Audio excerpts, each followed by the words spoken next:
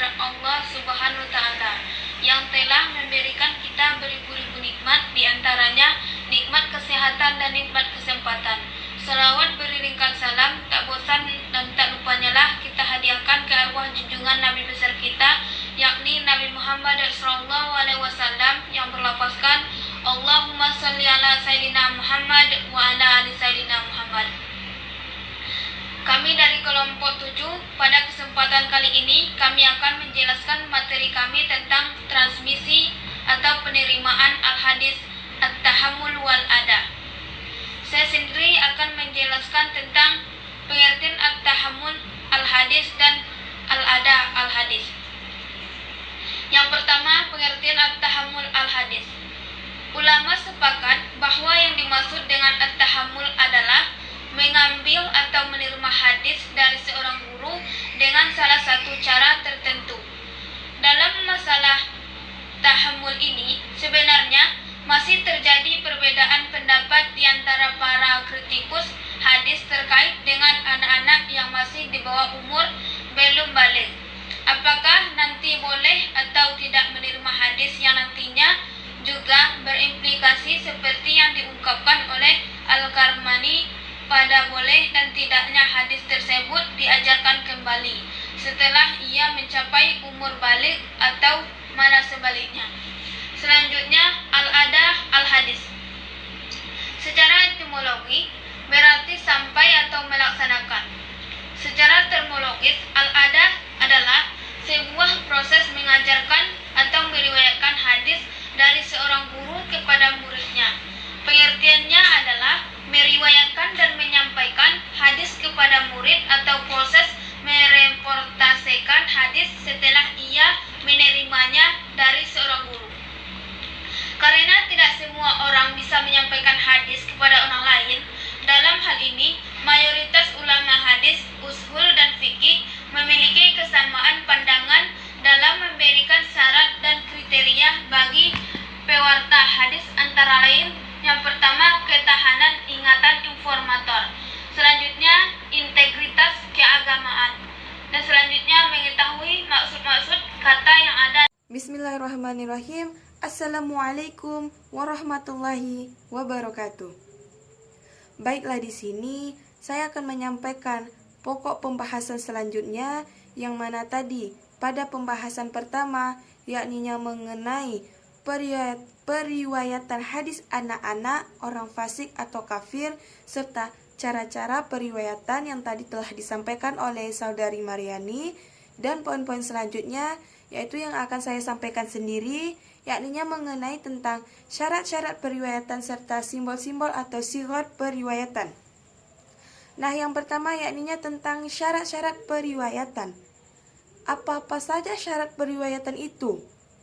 Nah, syarat periwayatan itu ada 8. Yakni yang pertama yaitu Islam, yang kedua yaitu balik. Balik dalam artian kata seseorang itu telah mencapai titik kedewasaannya. Dan yang ketiga berakal. Dan yang keempat tidak fasik. Yang kelima terhindar dari tingkah laku yang mengurangi suatu hadis itu, mengurangi suatu kehormatan hadis itu.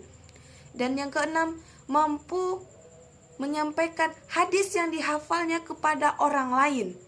Dan yang ketujuh, jika periwayatan itu memiliki catatan, maka catatannya dapat dipercaya.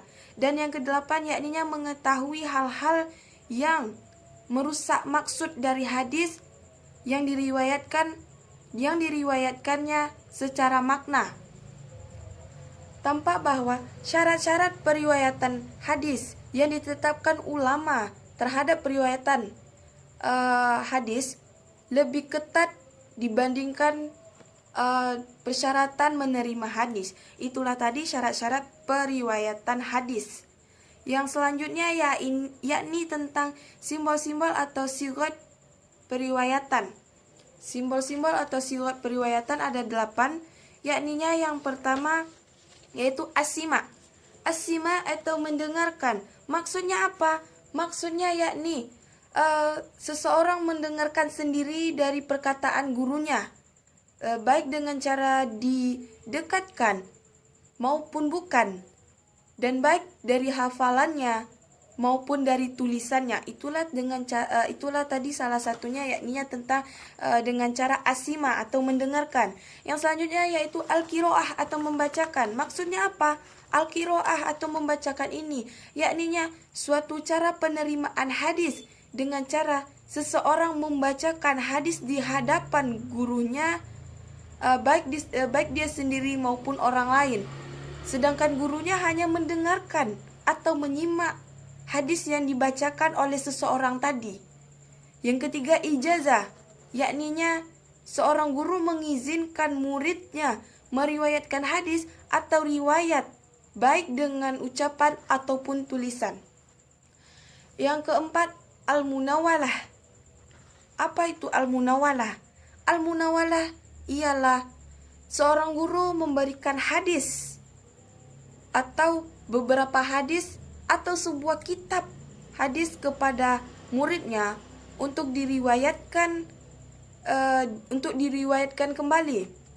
Nah, al-munawalah ini terbagi menjadi dua, yaitu al-munawalah yang dibarengi ijazah dan al-munawalah yang tidak dibarengi ijazah. Yakninya selanjutnya yaitu yang kelima ialah al-kitabah. Al-kitabah ialah seorang syekh menuliskan sendiri atau dia menyuruh orang lain menuliskan riwayatnya kepada orang yang hadir di tempatnya atau yang tidak hadir di situ. Itulah yang dimaksud dengan al-kitabah. Yang selanjutnya al-i'lam, yakninya seorang syekh memberitahu seorang muridnya bahwa hadis ini atau kitab ini adalah riwayatnya dari sifutan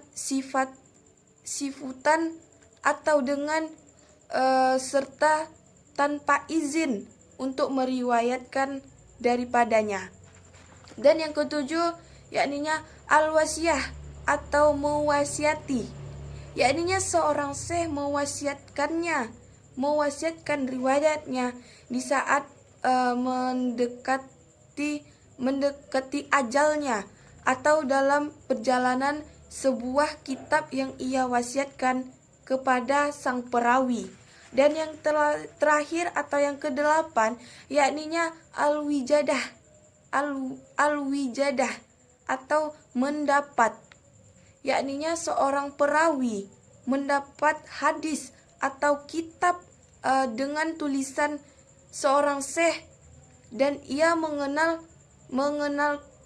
syekh itu. Sedang hadisnya tidak pernah ia dengarkan ataupun ditulis oleh sang perawi. Nah, itulah pembahasan singkat tentang syarat-syarat periwayatan ataupun simbol-simbol atau sigat periwayatan. Nah, di sini dapat kita simpulkan bahwasannya syarat-syarat periwayatan itu tadi ada 8. Salah satunya yaitu Islam, balik dan berakal. Dan di sini kita juga tadi sudah menjabarkan tentang simbol-simbol atau sigat periwayatannya tadi, yaitu ada 8, yakninya yang pertama asima atau mendengarkan, al-qiraah membacakan, ijazah, al-munawalah, al-katabah, al-i'lam, al-wasiyah dan al-wijadah. Mungkin hanya itu yang dapat saya sampaikan. Lebih dan kurang saya mohon maaf. Saya akhiri dengan Assalamualaikum warahmatullahi wabarakatuh.